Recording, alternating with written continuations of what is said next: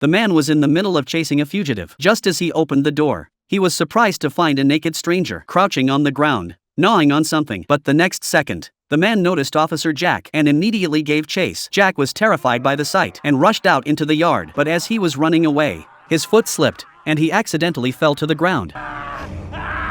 Jack was terrified. Fortunately, it was all just a nightmare, but it still took him a while to recover. Meanwhile, his wife, Luna, rushed to his side and told him that their daughter, Jessica, had a high fever and had started talking in her sleep. Clearly, she was quite ill. Jack immediately rushed Jessica to the hospital. Just as they arrived, they heard the sound of a commotion coming from a ward. As a police officer, Jack immediately went to investigate with his colleagues. They initially thought it was just a regular argument, but what they saw was a man with burns all over his body. Even with a team of doctors trying to restrain him, they couldn't control him.